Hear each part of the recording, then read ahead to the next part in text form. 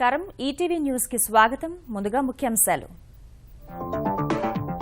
ఆంధ్రప్రదేశ్ కు ప్రత్యేక హోదాపై ఆందోళన వద్దన్న ప్రధాని చట్టంలో హామీలు అమలు చేస్తామని భరోసా కలిసి పనిచేద్దామని చంద్రబాబుకు సూచన రాయలసీమలో 7 జాతీయ రహదారుల విస్తరణకు పచ్చజెండా 644 కిలోమీటర్లకు మహర్దశ 6440 కోట్ల రూపాయలు ఖర్చు చేయనున్న కేంద్రం తెలంగాణలో కృష్ణా పుష్కరాలకు 800 కోట్లు మహబూబ్ నగర్ నల్గొండ జిల్లాలకు కేటాయింపు ఘనంగా నిర్వహిస్తామన్న మంత్రి ఇంద్రకరణ్ రెడ్డి శ్రీరామ్ సాగర్ దిగువన తగ్గిన గోదావరి మిగులు జలాలు 271 టీఎంసీలుగా తేల్చిన జాతీయ జల అభివృద్ది సంస్థ తాజా అధ్యయనంలో వెల్లడి నీట్ను ఏడాది పాటు వాయిదా వేసేందుకు ఆర్డినెన్స్ నేడు కేంద్ర మంత్రివర్గ సమావేశం ముందుకు ప్రతిపాదన ప్రత్యామ్నాయాలపైన దృష్టి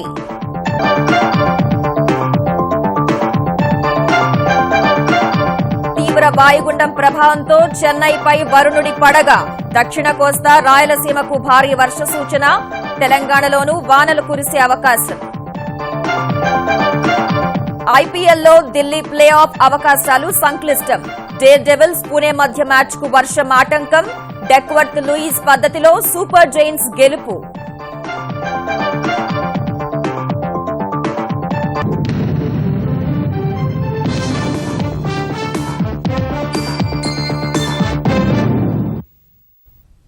ఆంధ్రప్రదేశ్ అభివృద్దికి ఇచ్చిన హామీలను ఎట్టి పరిస్థితుల్లోనూ విస్మరించేది లేదని ప్రధాని నరేంద్ర మోదీ ముఖ్యమంత్రి చంద్రబాబుకు భరోసా ఇచ్చారు ప్రత్యేక హోదాపై ఆందోళన వద్దన్న మోదీ ఆ అంశంలో ఉన్న సున్నితత్వం తనకు తెలుసని స్పష్టం చేసినట్లుగా సమాచారం రెండు పార్టీల రాజకీయ బంధం చిరకాలం కొనసాగాలని పరస్పర సహకారం కొనసాగిస్తామని చంద్రబాబుతో సమావేశంలో మోదీ చెప్పినట్లు తెలుస్తోంది ఢిల్లీ పర్యటనలో ప్రధాని మోదీతో కరవు సమావేశం ముగిసిన తర్వాత విభజన హామీలపై ప్రధాని మోదీతో ముఖ్యమంత్రి చంద్రబాబు విడిగా చర్చించారు అనంతరం మరో 20 నిమిషాల పాటు ఏకాంతంగా ప్రధానితో చంద్రబాబు సమావేశమయ్యారు కొత్త రాష్ట్రం ఏర్పడి 2 ఏళ్లైనా కేంద్రం నుంచి తగిన సాయం అందించలేదని ప్రత్యేక హోదా సాధ్యం కాదంటూ ఇటీవల పార్లమెంటులో కేంద్రం చెప్పడం వల్ల ప్రజల్లో వ్యక్తమవుతున్న వ్యతిరేకత తదితర అంశాలను చంద్రబాబు వివరించినట్లు తెలిసింది కేంద్రం ఇదే రీతిలో వ్యవహరిస్తే ప్రజల్లో వ్యతిరేకత పెరిగి తమ రాజకీయ బంధానికి ఇబ్బందనే విషయాన్ని ముఖ్యమంత్రి చంద్రబాబు ప్రధాని దృష్టికి తీసుకెళ్లారు ఈ సందర్భంగా విభజన చట్టంలోని షెడ్యూల్ 9,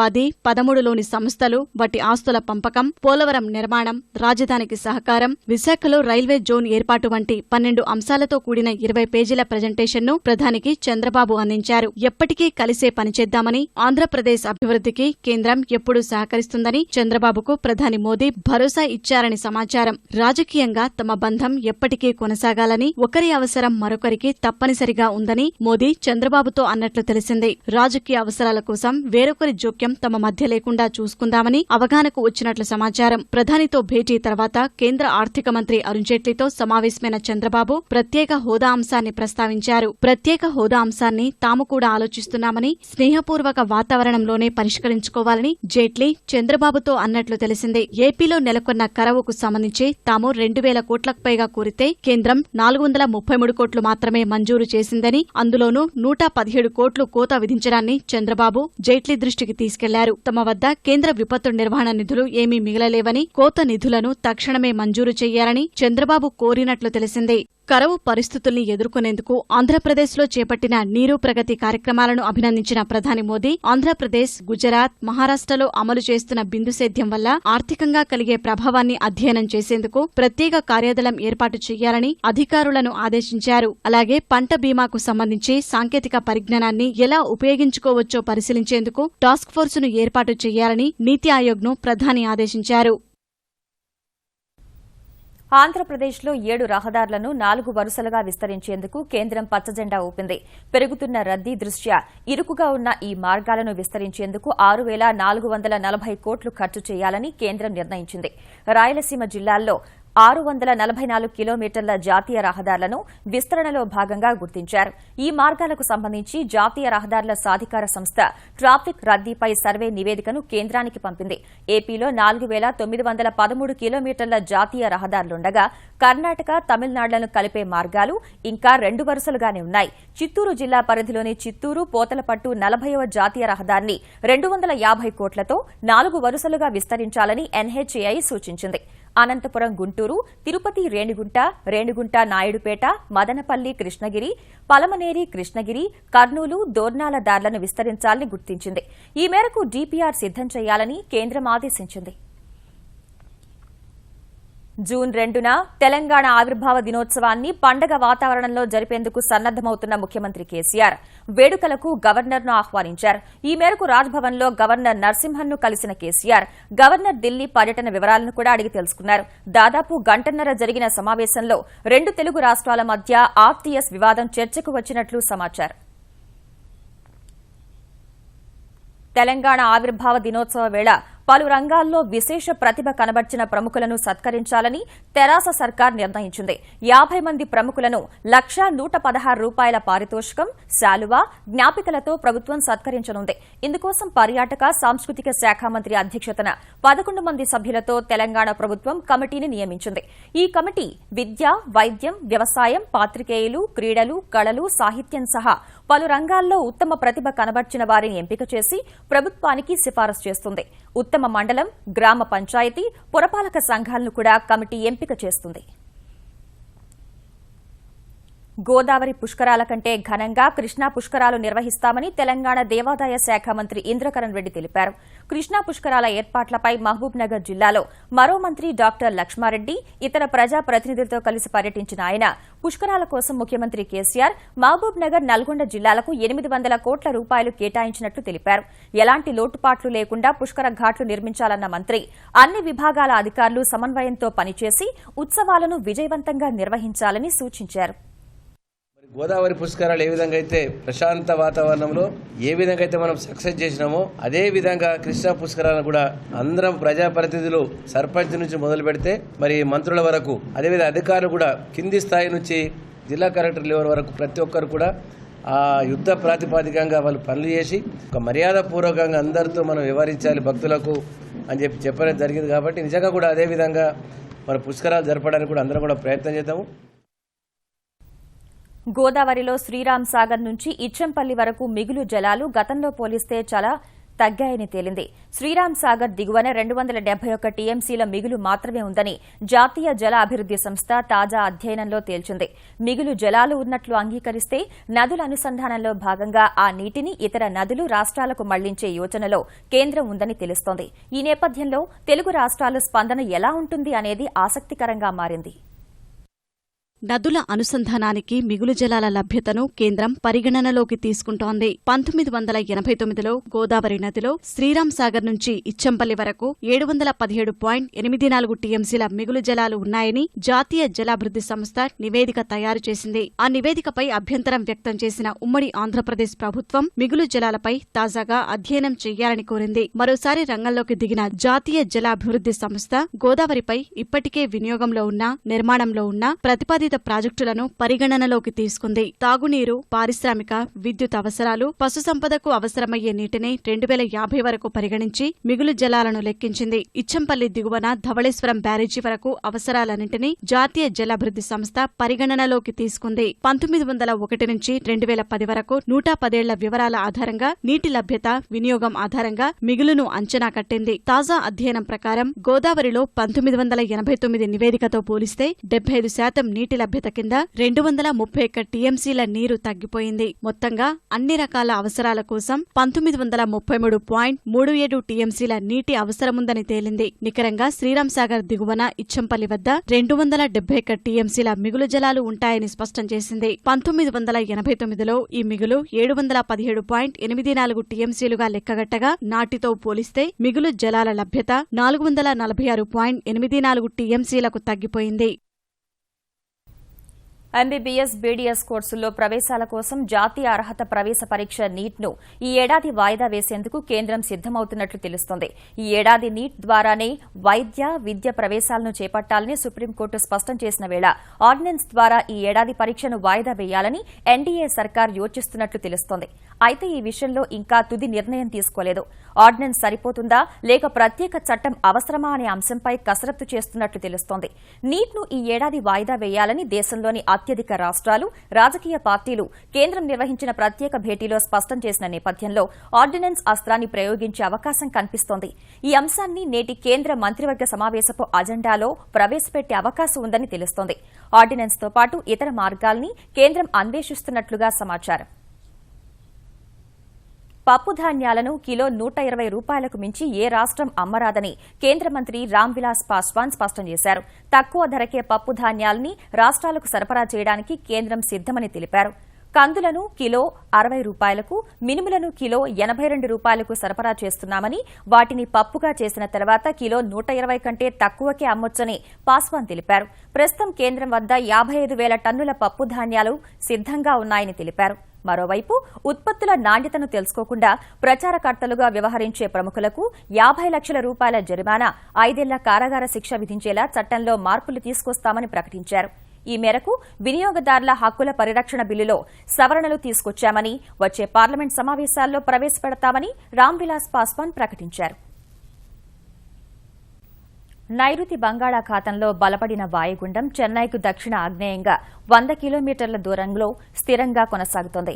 ఇవాళ వాయుగుండం చెన్నైకి సమీపానికి చేరుకుని తీవ్ర వాయుగుండంగా మారే అవకాశం ఉందని వాతావరణ శాఖ అధికారులు అంచనా వేస్తున్నారు. తర్వాత మరింత ఉత్తరంగా కదిలి ఇవాళ సాయంత్రం లేదా రేపు ఉదయానికి తుఫానుగా మారుతుందని భావిస్తున్నారు. వాయుగుండం ప్రభావంతో ఉత్తర తమిళనాడు సహా దక్షిణ కోస్తాంధ్రలో భారీ నుంచి అతి భారీ వర్షాలు కురవనున్నాయి. ఇప్పటికే చెన్నై సహా తమిళనాడులోని పలు కోస్తా జిల్లాల్లో వర్షాలు కురుస్తున్నాయి.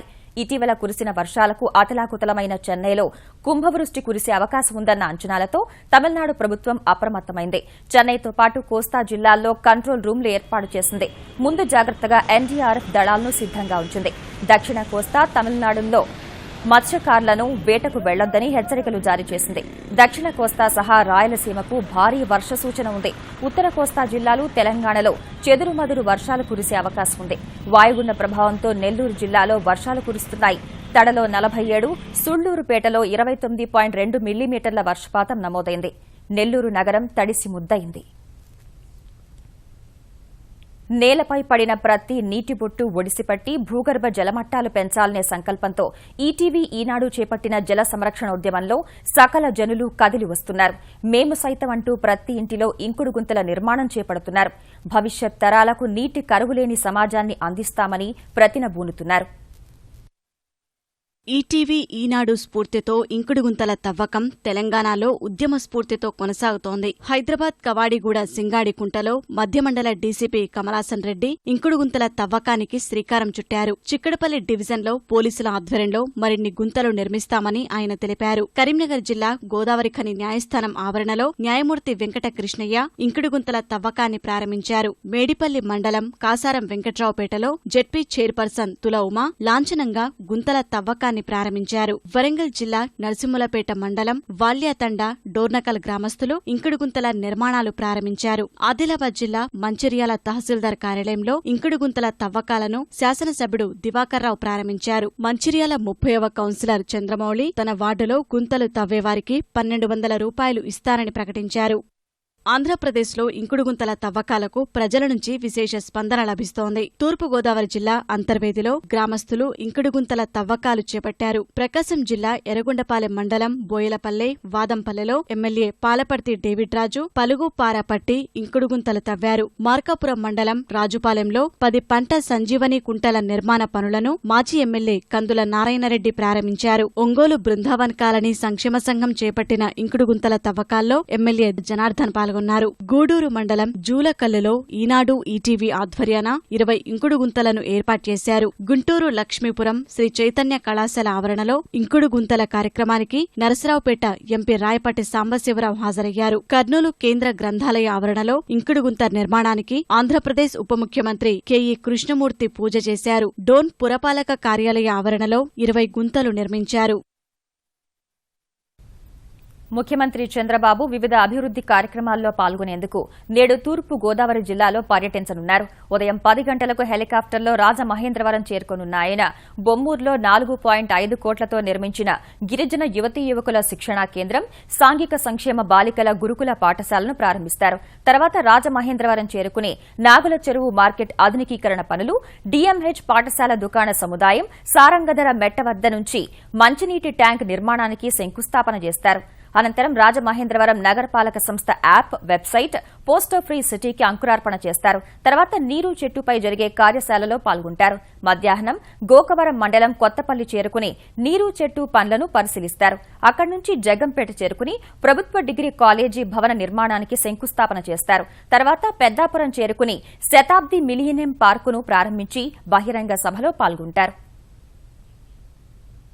ఈ ఆర్థిక సంవత్సరంలో దళిత వర్గాలకు 1000 కోట్ల రూపాయల రుణాలు, రాయితీలు అందించడమే లక్ష్యంగా ప్రభుత్వం ప్రణాళికలు రూపొందించిందని ఆంధ్రప్రదేశ్ సాంఘిక సంక్షేమ శాఖ మంత్రి రావెల కిషోర్ బాబు తెలిపారు. ఎస్సీ కార్పొరేషన్, ముద్రా బ్యాంకు రుణాలు, బ్యాంకర్ల ద్వారా తలెత్తుతున్న సమస్యలపై విజయవాడలో నిర్వహించిన కార్యశాలలో పాల్గొన్న ఆయన స్టాండప్ ఇండియా పాలసీని స్టాండప్ ఏపీగా మార్చి ఉపాధి కల్పన కోసం కృషి చేస్తామన్నారు. రుణ మొత్తంతో పాటు వయో పరిమితిని పెంచే యోచనలో ప్రభుత్వం ఉందన్న రావెల రుణాలిచ్చేటప్పుడు డిపాజిట్లు అడిగే ఉద్యోగులపై చర్యలు తీసుకోవాలని బ్యాంకర్లకు సూచించారు. మహిళలు, ఎస్సీలు, ఎస్టీలు ఆర్థికంగా వాళ్ళ కాళ్ల మీద వాళ్ళు నిలబడటానికి పరిశ్రమలు, వ్యాపారాలు చేయాలనేది ఈ పాలసీ యొక్క ముఖ్య ఉద్దేశం. 10 లక్షల నుంచి కోటి రూపాయల వరకు సెక్యూరిటీ లేకుండా లోన్లు ఇవ్వాలి. ఈ భారతదేశంలో ఎన్ని బ్యాంకులకి ఎన్ని బ్రాంచెస్ ఉన్నాయో అన్ని బ్రాంచ్లు కూడా కనీసం ఒకరికి, ఎస్టీకి గానీ, ఎస్సీకి గానీ, మహిళకు గానీ ఈ ముద్రా లోన్స్ ఇవ్వాల్సినటువంటి అవసరం ఉంది. ఆంధ్రప్రదేశ్లోని 13,600 ఆర్టీసీ బస్సుల్లో దశలవారీగా జీపీఎస్ వ్యవస్థను ఏర్పాటు చేస్తామని ఆంధ్రప్రదేశ్ రవాణా శాఖ మంత్రి సిద్ధా రాఘవరావు హైదరాబాద్లో తెలిపారు. ప్రస్తుతం ఏపీలోని 3,000 బస్సుల్లో జీపీఎస్ వ్యవస్థని పనిచేస్తోందన్న ఆయన ప్రభుత్వ సంస్థల్లోని ఇన్ని బస్సుల్లో ఈ వ్యవస్థ ఉండటం దేశంలో ఇదే ప్రథమమన్నారు. జీపీఎస్ ద్వారా బస్సుల రాకపోకలను ఉపగ్రహం సహాయంతో తెలుసుకోవడంతో పాటు వాటి పనితీరును నియంత్రించే అవకాశం కలుగుతుందని మంత్రి చెప్పారు. జీపీఎస్ వ్యవస్థ పనితీరును పరిశీలించేందుకు ఢిల్లీ నుంచి కేంద్ర బృందం నేడు ఆంధ్రప్రదేశ్కు రానుందని మంత్రి వెల్లడించారు. పాలమూరు దాహార్తి తీర్చేందుకు కర్ణాటక విడుదల చేసిన నీరు తెలంగాణకు చేరుకుంది. తెలంగాణ సాగునీటి శాఖ మంత్రి హరీష్ రావు విజ్ఞప్తి మేరకు టీఎంసీ నీటిని విడుదల చేస్తామని హామీ ఇచ్చిన కర్ణాటక ప్రభుత్వం 2 రోజుల క్రితం నీరు వదలగా మహబూబ్ నగర్ జిల్లాలోని తంగడిగి వద్ద తెలంగాణలోకి ప్రవేశించింది. 1000 క్యూసెక్కుల చొప్పున వదలటంతో నదిలో వచ్చే నీరు పాయను తలపిస్తోంది. ఈ సాయంత్రానికి నీరు జూరాలకు చేరుకోనుంది.